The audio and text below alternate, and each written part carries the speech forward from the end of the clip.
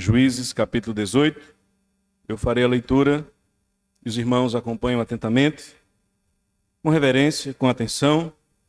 Esta é a voz do nosso Deus que nos falará nesta noite através de Juízes, capítulo 18. Naqueles dias não havia rei em Israel, e a tribo dos danitas buscava para si herança em que habitar. Porquanto até aquele dia, entre as tribos de Israel, não lhe havia caído por sorte a herança. Enviaram os filhos de Dan 5 homens dentre todos os da sua tribo, homens valentes de Zorá e de Estaol, a espiar e explorar a terra, e lhes disseram: Ide, explorai a terra. Chegaram à região montanhosa de Efraim, até a casa de Mica, e ali pernoitaram. Estando eles junto da casa de Mica, reconheceram a voz do moço, do levita. Chegaram-se para lá e lhe disseram: Quem te trouxe para aqui? Que fazes aqui?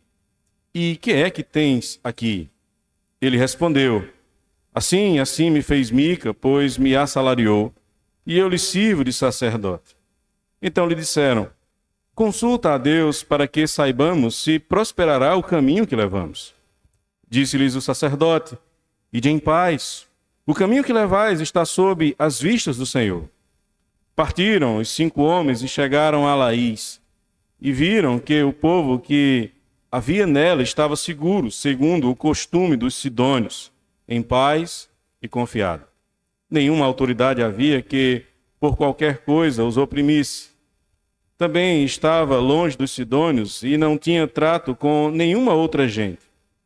Então voltaram a seus irmãos, a Zorá e a Estaol, e estes lhe perguntaram: Que nos dizeis?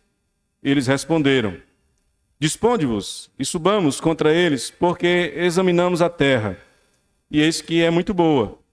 Estais aí parados? Não vos demoreis em sair para ocupardes a terra.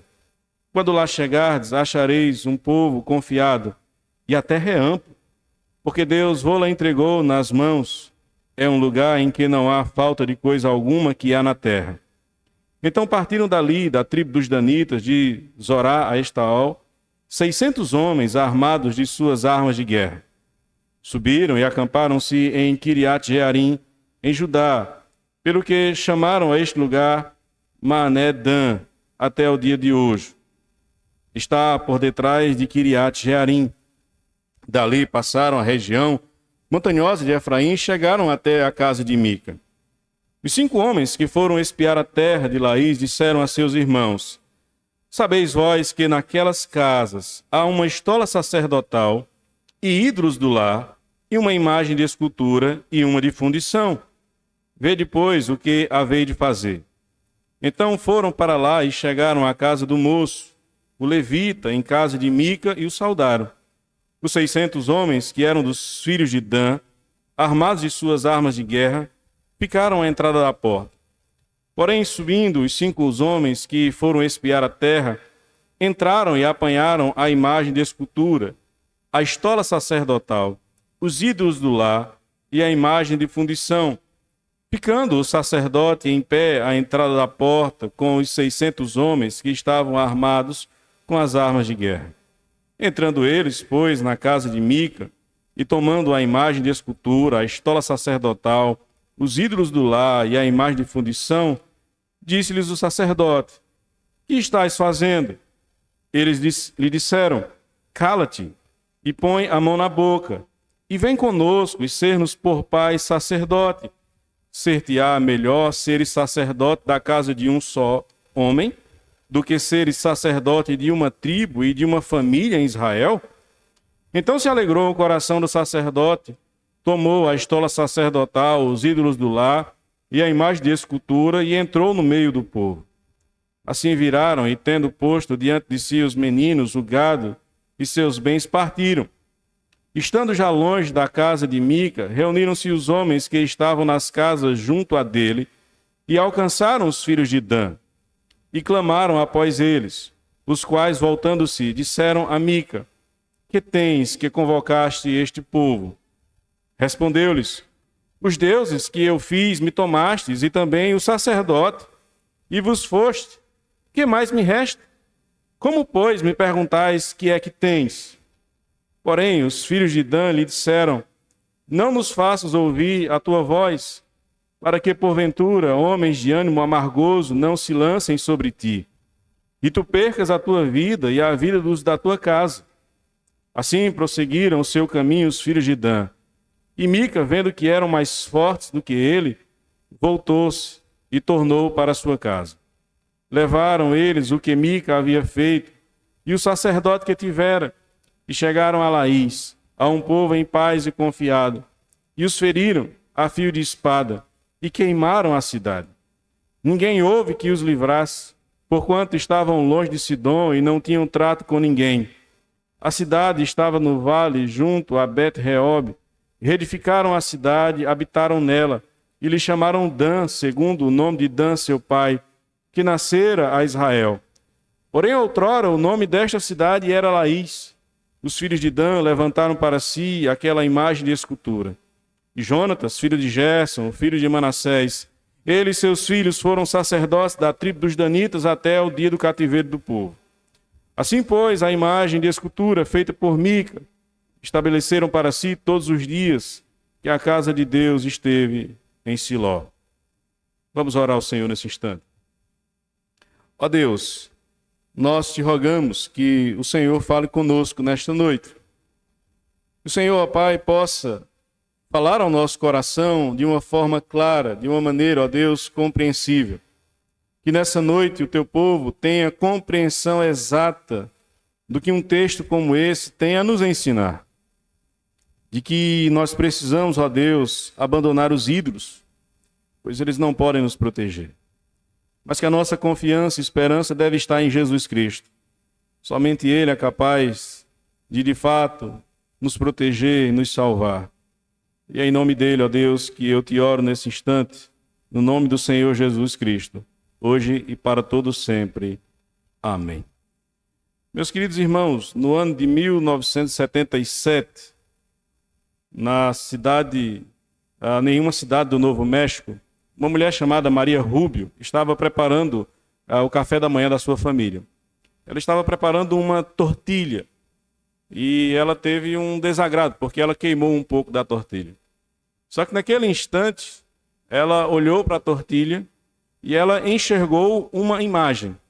Ela chamou sua filha, seu marido, para confirmar se eles também estavam diante da mesma imagem que ela visualizava.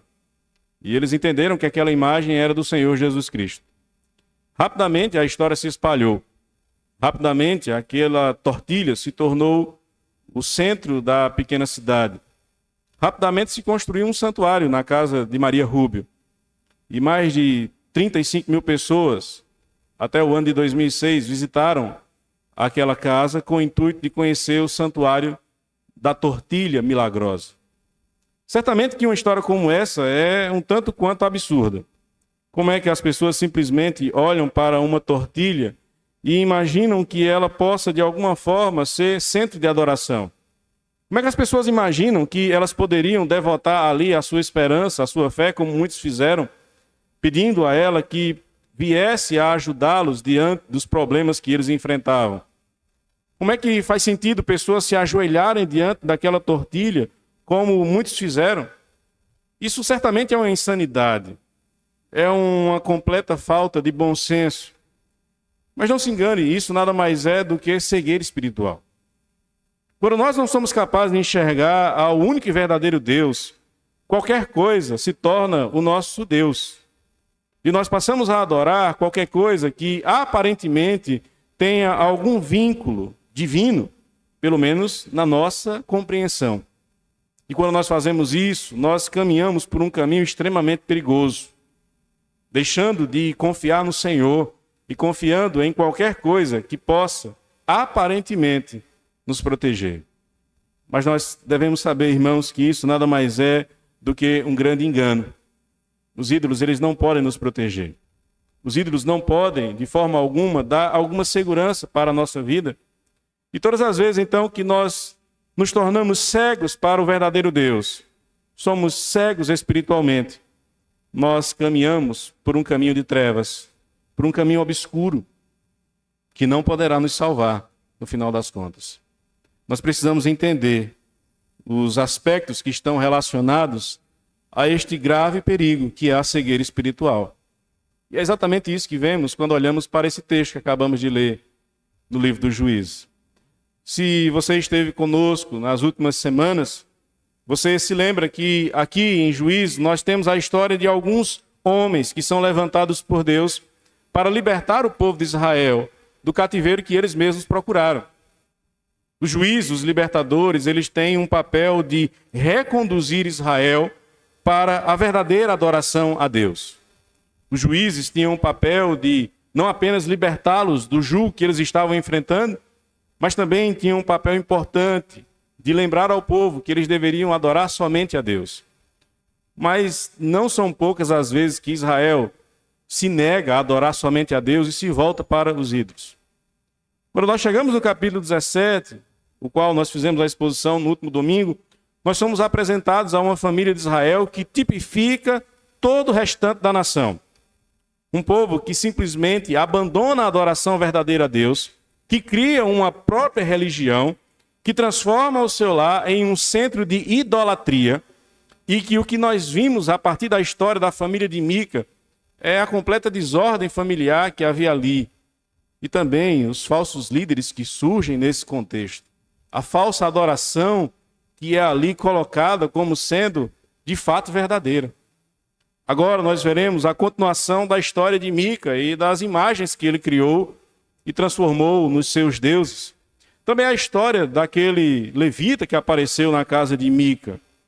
Um homem que estava peregrinando, buscando aquilo que fosse melhor para si. E tudo isso, irmãos, tanto Mica e seus familiares e as pessoas que moravam ao redor da sua casa, como também o levita e outros homens, pessoas comuns de Israel, eles estão vivendo um cenário de completa cegueira espiritual. E é justamente sobre isso que nós então vamos refletir nesta noite. Os convido a meditarem comigo sobre o seguinte tema: os aspectos relacionados à cegueira espiritual. Nós veremos em primeiro lugar, irmãos, do verso 1 ao verso número 20, que a cegueira espiritual, ela leva à decadência moral de líderes religiosos. Vejamos então o que nos diz o texto a partir do verso 1 até o verso número 20. O texto novamente apresenta aquilo que foi dito lá no verso 6 do capítulo 17. Naqueles dias não havia rei em Israel. Lá no capítulo 17, você se lembra que há mais um comentário feito pelo escritor de Juízes. Ele diz: naqueles dias que não havia rei em Israel, cada um fazia o que achava mais reto, ou fazia aquilo que achava melhor. Agora, ele usa essa expressão para mostrar como está se comportando uma tribo de Israel, a tribo de Dan. Diz que os danitas buscavam para si uma herança. Entenda, a terra de Canaã ela foi repartida entre as tribos. Então, o país agora vai ser ocupado por cada tribo em uma porção de terra, formando estados. Assim deveria ser a organização de Israel. Aqui no texto nós temos um comentário que ele chama a nossa atenção, porque diz que até aquele momento não lhe havia caído por sorte a herança. Mas em Josué, capítulo 19, nós vemos que a tribo de Dan recebeu, sim, da parte do Senhor, uma porção de terra que eles poderiam habitar. O que nós temos aqui não é um conflito, como se o texto tivesse algum tipo de erro. Na verdade, o que o autor está tentando mostrar é que os danitas, eles não buscaram ocupar a terra que o Senhor lhes deu. No capítulo 1 de Juízes, nós vimos que apenas a tribo de Judá foi capaz de conquistar a terra que o Senhor lhes deu. Por uma questão muito simples, eles confiaram no Senhor. Eles obedeceram a Deus. Dan não foi capaz de expulsar os amorreus e eles acabaram sendo expulsos da região aonde eles habitavam. E agora eles estão procurando um lugar onde eles podem viver. O que é que então eles fazem? Eles estão morando nas montanhas, em um lugar muito ruim, e eles resolvem fazer aquilo que aconteceu à época anterior à conquista. Você certamente se lembra que Moisés enviou espias para espiarem a terra, para conhecerem a terra de Canaã. Entre esses homens estava Josué. E ele volta então trazendo um bom testemunho sobre a terra, juntamente com Caleb, mas os demais disseram que não, que a terra era perigosa, que a terra não era fácil de ser conquistada E o Senhor então traz uma punição sobre Israel. E aquela geração inteira, tirando, é claro, Josué e Caleb, não foram permitidos de entrar na terra prometida. Agora, novamente, há um grupo que está saindo de um local para espiar uma terra. E eles então vão chegar até a região montanhosa de Efraim, até a casa de Mica. No percurso em que esses espias estão procurando uma terra fácil de conquistar, porque eles não têm fé em Deus e muito menos coragem para batalhar pela terra que o Senhor os deu. Por causa disso, então, eles estão procurando um lugar onde eles possam viver. Eles chegam então à casa de Mica e diz o texto que eles ali estavam pernoitando e eles ouviram a voz do levita, Jonatas. E eles reconheceram a voz do levita.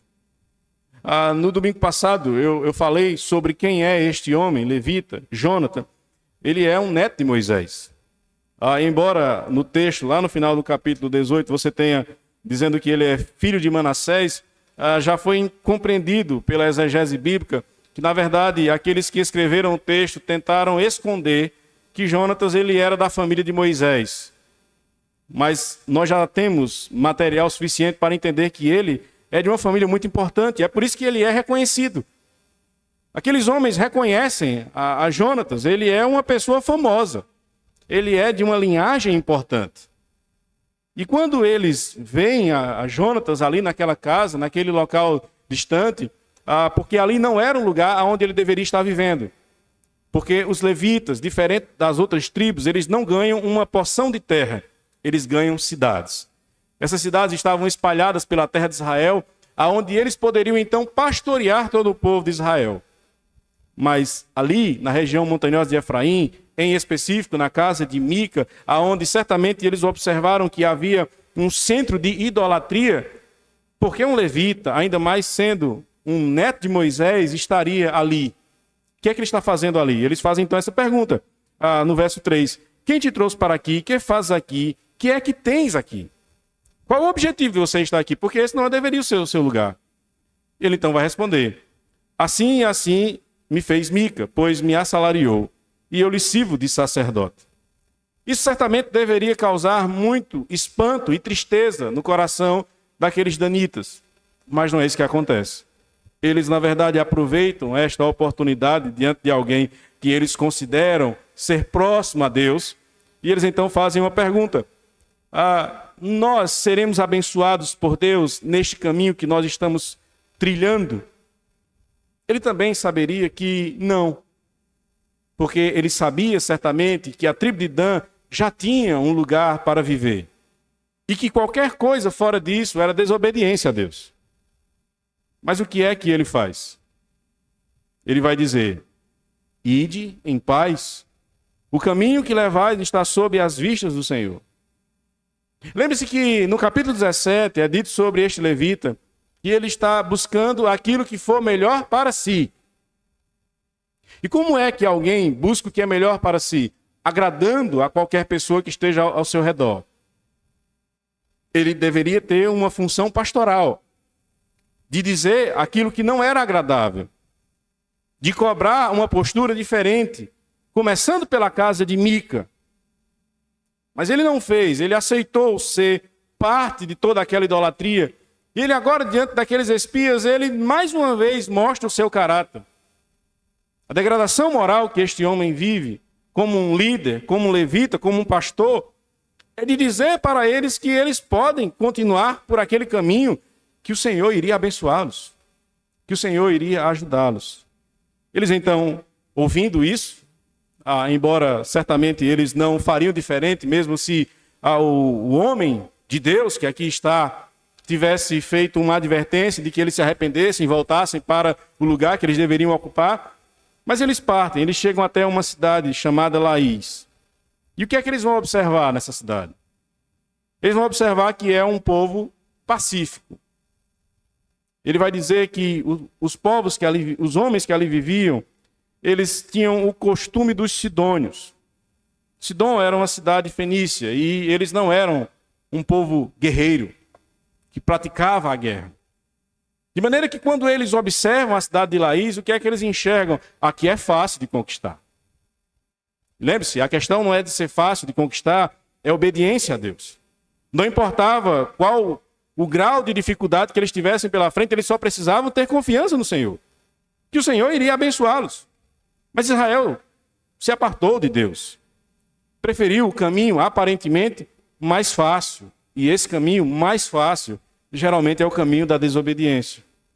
Eles então voltam a Zorá e Estaol, e eles vão dar o relatório.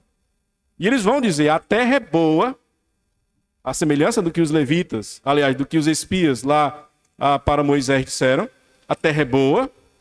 E o que é que os espias disseram a Moisés?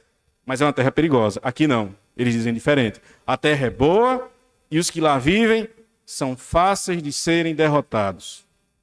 Então nós não temos que ter fé, nós temos simplesmente que agir, porque é o caminho mais fácil a ser trilhado.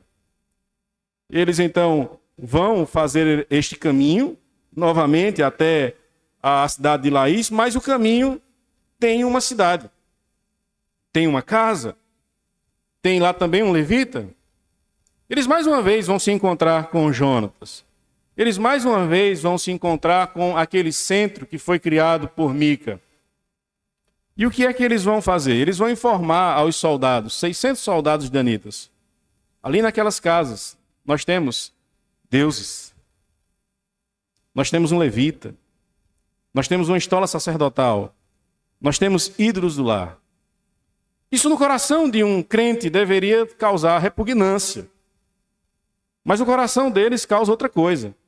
Causa um sentimento de que, opa, é proteção. Nós precisamos dela. Vamos em busca desta proteção. Diz o texto, então, que eles começam a buscar tudo aquilo que estava naquela casa. Verso 18. Entrando eles, pois, na casa de Mica, e tomando a imagem de escultura, a estola sacerdotal, os ídolos do lar e a imagem de fundição, disse-lhes o sacerdote, que estáis fazendo? Procurando isso. E Mica garantiu que ele tivesse sustento. Então ele faz uma pergunta, ora, como assim? Vocês estão fazendo o quê? E ele gosta de ouvir propostas. Ele ouviu lá no capítulo 17 e ele aceitou imediatamente. E aqui ele vai ouvir uma nova proposta comercial. Verso 19. Cala-te e põe a mão na boca e vem conosco e ser-nos por pai e sacerdote. Foi a mesma proposta que Mica lhe fez.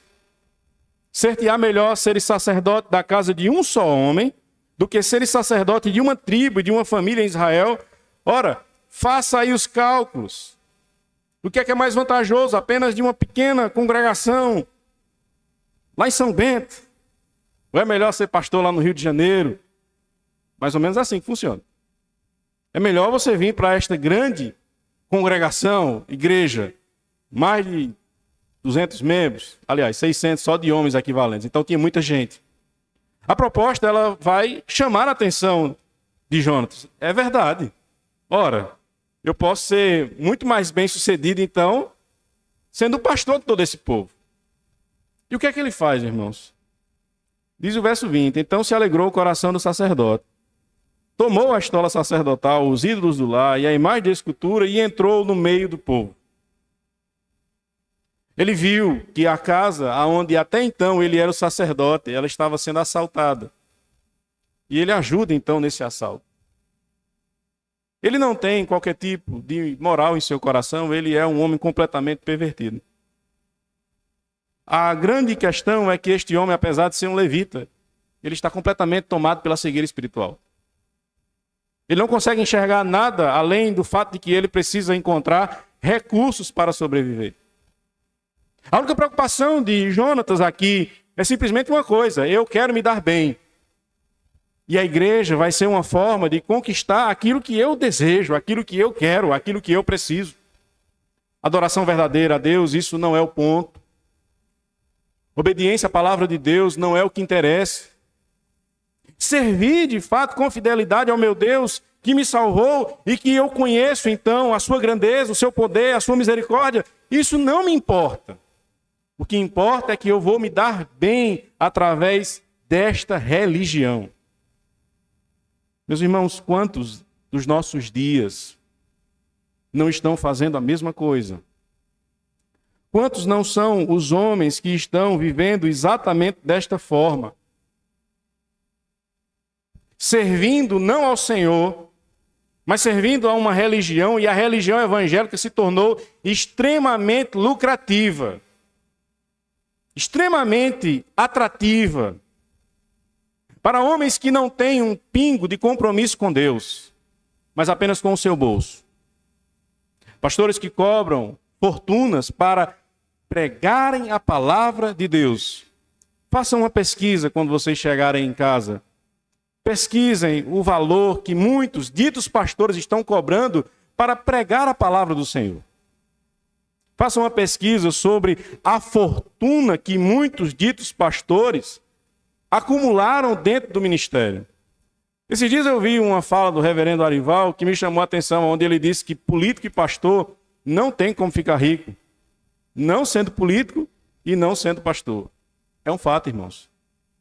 O ministério não traz riqueza para nenhum pastor. Ninguém fica rico através de pastoreio de igreja. Mas se existe uma forma pela qual muitos estão ficando ricos, é através da igreja.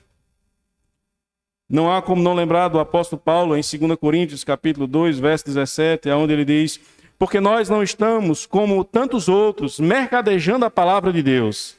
Antes, em Cristo, é que falamos na presença de Deus, com sinceridade e da parte do próprio Deus. Jonatas, ele é um mercador da Escritura. Ele fala aquilo que os homens querem ouvir. Muitos em nossos dias são exatamente assim, falam não aquilo que a igreja precisa ouvir, mas aquilo que ela quer ouvir sobre bênção, sobre prosperidade, sobre vitória, sobre conquistas, sobre o crescimento pessoal, a despeito de uma vida de fato piedosa aos pés do Senhor. Mas há uma frase que diz, irmãos, que se o comércio existe é porque tem clientes que o buscam. Se existem esses chamados pastores que estão mercadejando a palavra de Deus, é porque muitos ditos cristãos estão ajudando estes homens a enricarem. Porque não estão preocupados em ouvir de fato o evangelho sendo pregado. Não estão interessados em serem confrontados, muito pelo contrário.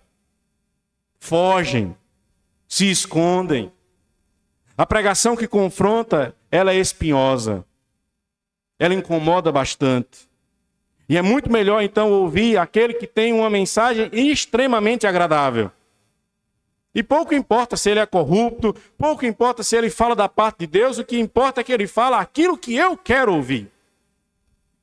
Mas o Senhor nos lembra de uma coisa importante nesta noite. Isso nada mais é do que cegueira espiritual.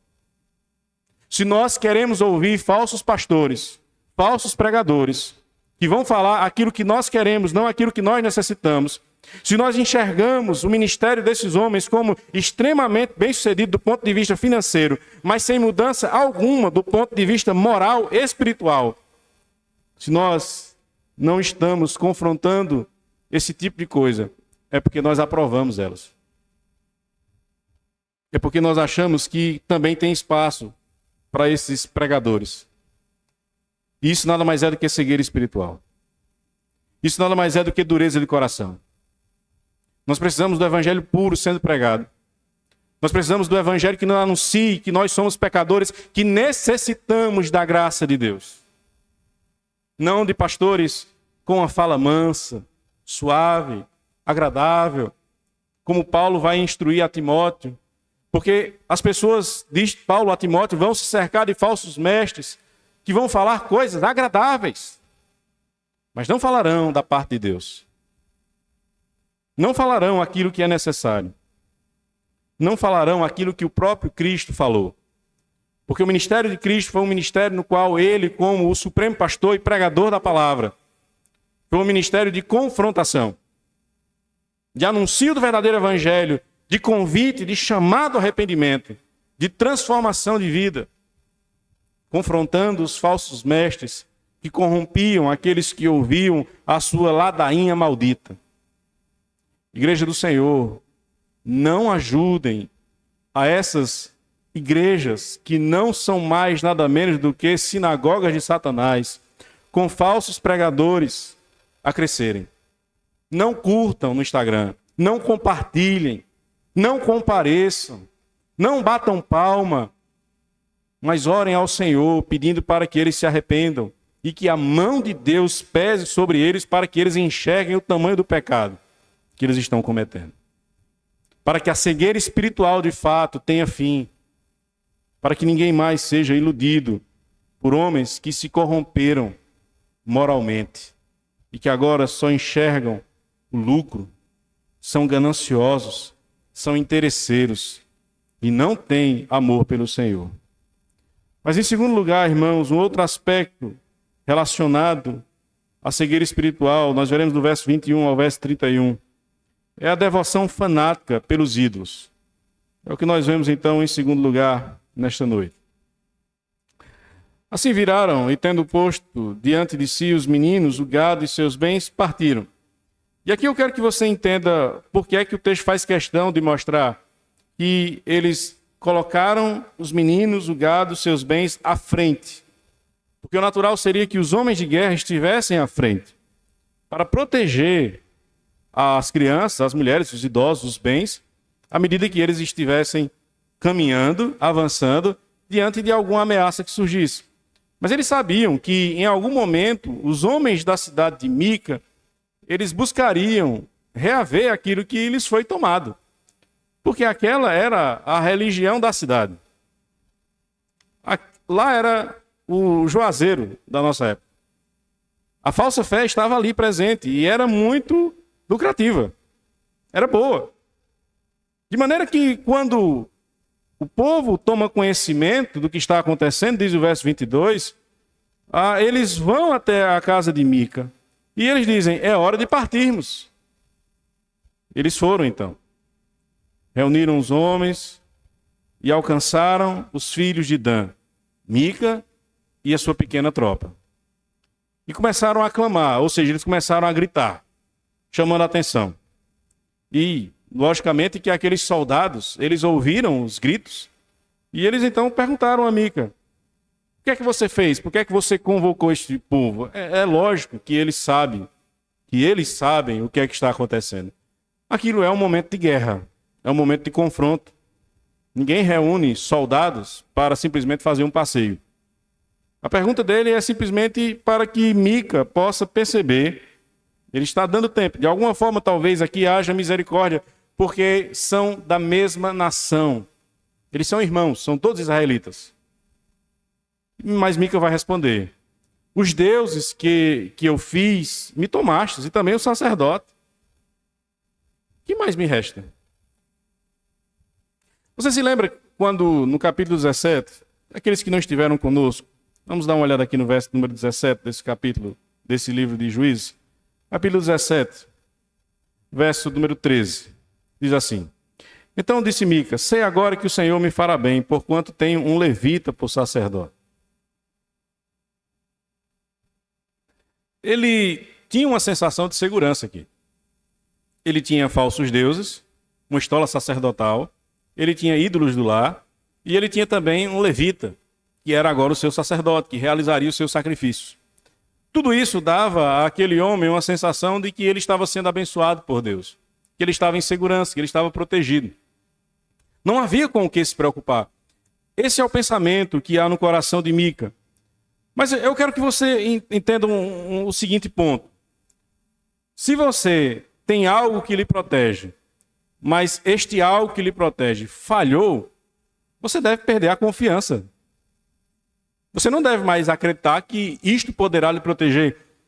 Mas é interessante como na cegueira espiritual, os falsos ídolos, eles não são capazes de proteger ninguém, mas ainda assim os homens continuam a acreditar, a pensar que de fato podem ser protegidos por eles.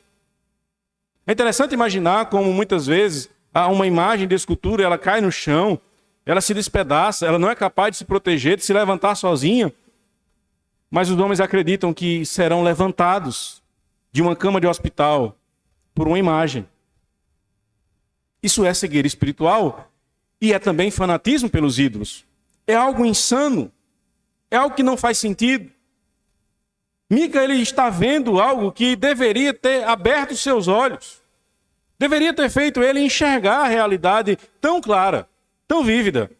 Ora, se esses falsos deuses e também esse falso pastor estaria abençoando sua casa, como é que agora tudo isso lhe foi tomado da noite para o dia, sem qualquer tipo de resistência?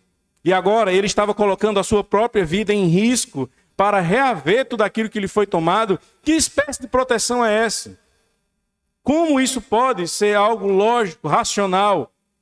Não há. Porque não há como buscar algum tipo de racionalidade, de bom senso, no meio daqueles que estão perdidos pela cegueira espiritual. Eles não são capazes de enxergar o óbvio.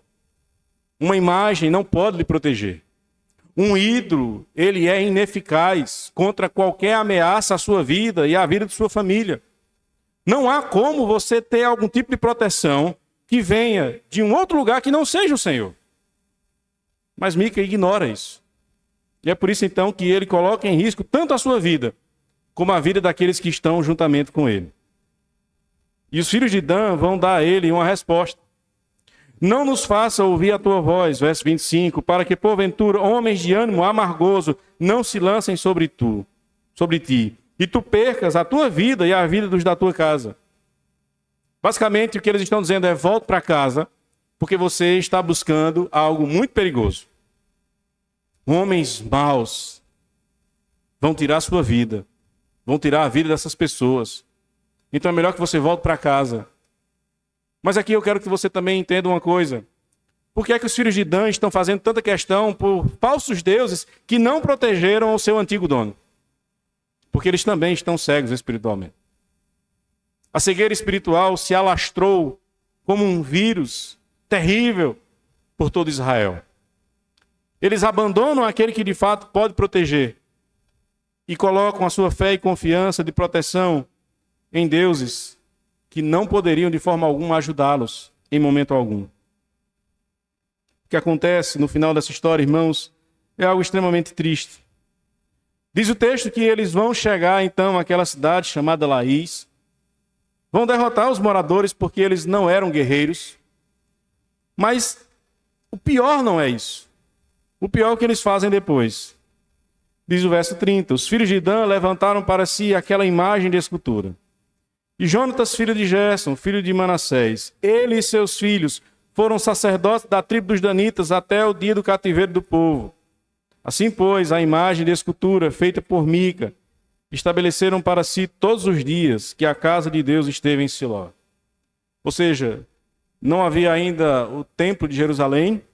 Siló era o local onde o povo ia adorar a Deus, onde os sacrifícios aconteciam ao Senhor. Isso é visto de forma mais clara tanto em 1 Samuel, como também em 2 Samuel, e também no livro dos Reis.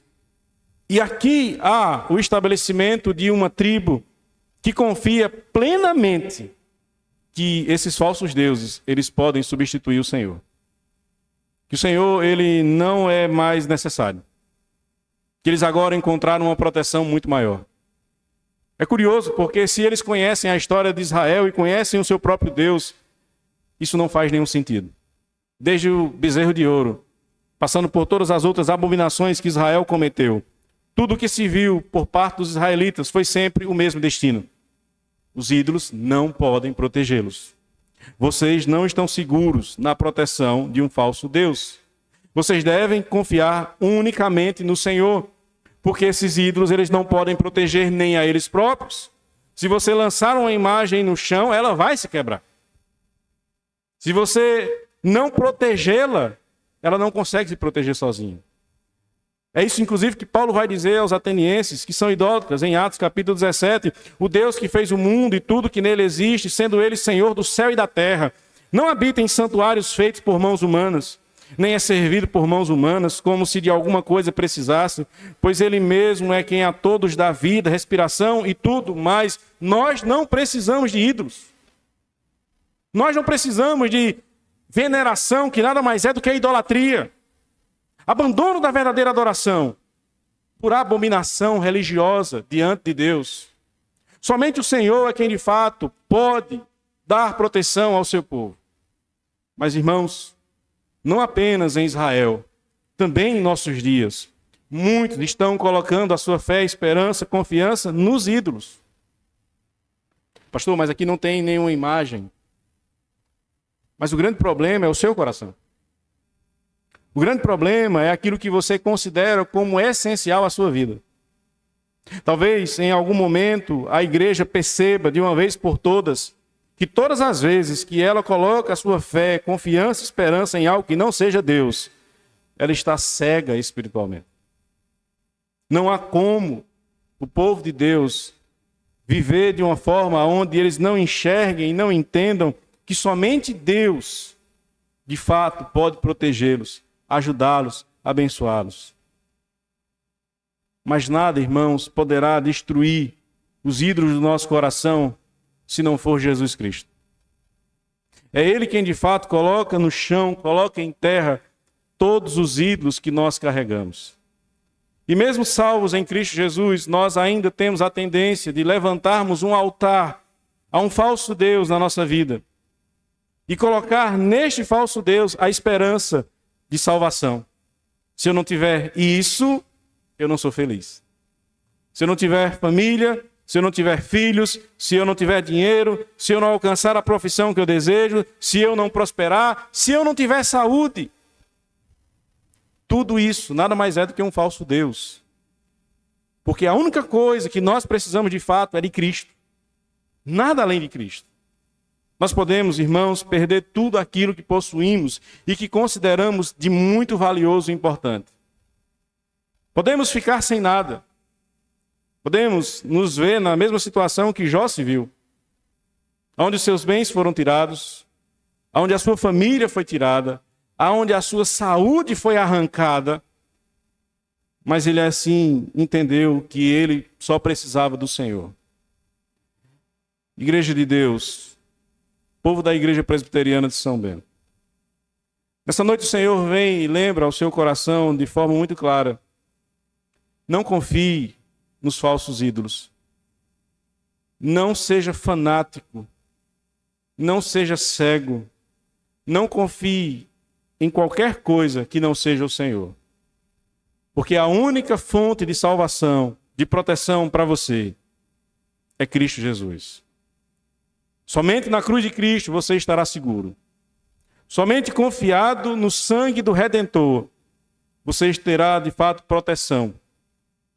E nada poderá, meu irmão, de fato destruir você se você tiver confiança em Deus. Mas entenda, isso não quer dizer que você não sofrerá. O que eu estou dizendo é que nada vai tirar de você a condição de salvo em Jesus Cristo. E você poderá então dizer a semelhança de Paulo: para mim tenho por certo que os sofrimentos do tempo presente não se comparam com a glória que em nós há de ser revelada. Tudo aquilo que nós possuímos neste mundo, se toma o lugar de Deus como centro de confiança de nossas vidas, é um ídolo, é um falso Deus. E nós não precisamos deles. A única coisa que nós necessitamos, de fato, é de Cristo Jesus, o nosso Rei. Que o Senhor nos faça entender esta santa verdade. Que o Senhor aplique isso em nosso coração. Nós temos, irmãos, lições práticas importantes para as nossas vidas diante daquilo que nós aqui apresentamos nessa noite.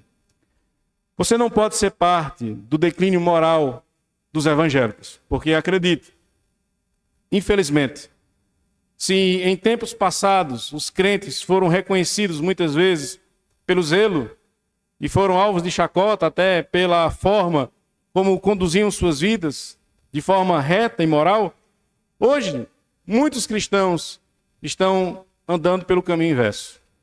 A imoralidade se tornou parte do cenário evangélico.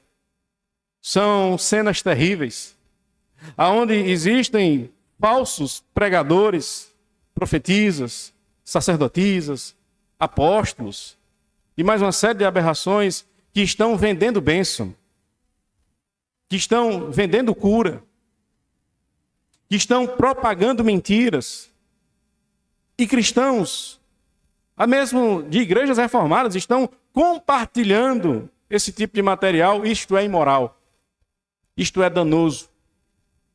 Todas as vezes que nós aplaudimos esse cenário, é vergonhoso. Se antes os crentes eram reconhecidos pela fé, pela confiança em Deus, pela vida de piedade, hoje, infelizmente, o cenário é de que nós somos povos que estão simplesmente pensando em dinheiro. Que não importa se pessoas serão enganadas nesse trajeto, o que importa é de fato obter lucro. É esse o pensamento do mundo e muitas vezes eles estão corretos. Muitas vezes eles estão certos. Há um padrão de imoralidade no meio evangélico. Não apenas entre os líderes, mas também entre os membros. Há um padrão de imoralidade também com o fato de que, muitas vezes, os pastores de igrejas reformadas não criticam esse tipo de coisa. Não alertam sobre os perigos que estão envolvidos na teologia da prosperidade. Nas igrejas progressistas, inclusivas, aonde tudo pode, aonde tudo é aceito, o que importa é você ter fé em Deus, crer no Senhor e pode viver sua vida como você quiser. Lugares que não são igreja. Lugares que não adoram a Deus, que não servem ao Senhor. Pessoas que estão cegas espiritualmente. Pessoas que não compreendem a verdade do Evangelho. Mas, irmãos, não apenas isso. Você deve ter cuidado, muito cuidado, com os ídolos que você tem no coração. Pastor, como é que eu descubro o ídolo do meu coração? Você tem que fazer uma análise da sua vida. Essa análise começa através da oração. Em seguida, da leitura da Escritura. Quanto mais você se aproxima de Deus, quanto mais você se achega aos pés do Senhor, mais sensível você ficará a todo tipo de ídolo que surja. Qualquer coisa que possa tomar o lugar de Deus no seu coração, se você estiver buscando ao Senhor, isso será revelado a você. Mas se você não tem uma vida piedosa, se você não busca o Senhor, se você não se achega a Deus, mais ídolos surgirão. Como é que eu me achego mais ao Senhor? Você pode até perguntar isso. Eu insisto em dizer. Os crentes precisam voltar a ter uma vida simples, no ponto de vista espiritual. Então vamos lá. Oração todo dia. Leitura da Bíblia todo dia. Presença na igreja nos dias que são trabalhos. A reunião de oração da igreja, que muitos de vocês abandonaram, deveria ser o local onde vocês deveriam estar mais vezes, lutando contra os ídolos do seu coração. A escola dominical, que vocês, muitos pelo menos, desistiram, deveria ser o local onde vocês deveriam se achegar ao Senhor para aprender mais sobre os falsos ídolos que surgem e assim lutar contra cada um deles. O culto, irmãos, o local aonde o verdadeiro Deus é adorado, não deveria ser uma opção do dia que me dá vontade, do dia que eu estou afim, que não atrapalha o meu querido futebol. Quantas vezes crentes não deixam de vir para a igreja porque tem uma partida de futebol importante acontecendo? Isso não é, de forma alguma, algo a ser aceitado. Você pode carregar no seu coração ídolos que não precisariam ser ídolos, mas que você transformou em um falso Deus da sua vida. E sem ele, você não consegue viver. Mas se você quer destruí-los, se aproxime do Senhor. Se você quer de fato que Cristo reine sobre a sua vida e que todos os dias você lute contra aquilo que quer tomar o local de Deus na sua vida, se aproxime de Deus. Venha para a igreja. Se aproxime do Senhor. Valorize tempo na presença de Deus. Valorize os momentos que a sua igreja se reúne para adorar ao Senhor. Mas sem isso, meu irmão, eu lamento. Se você não coloca este Deus como prioridade para a adoração, eu sinto muito. Os ídolos, eles vão dominar a sua vida. E você nem vai perceber. A tortilha de Maria Rúbio teve um desfecho nada positivo. Um dia, a sua filha, no ano de 2006, resolveu levar a tortilha para uma apresentação na escola. Pela bondade de Deus, a tortilha caiu. Quebrou. Os ídolos quebram. Eles caem. Mas Cristo não. Coloque, meu irmão, sua fé no Senhor Jesus. Coloque sua fé, de fato, naquele que é capaz de salvar você. Não nos ídolos. Não seja cego espiritualmente. Não se deixe guiar por falsos pastores, falsos pregadores. Não se deixe envolver pela imoralidade que está assolando o meio evangélico. Seja um adorador de fato. Adore ao Senhor de todo o seu coração. Maranata, ora vem, Senhor Jesus.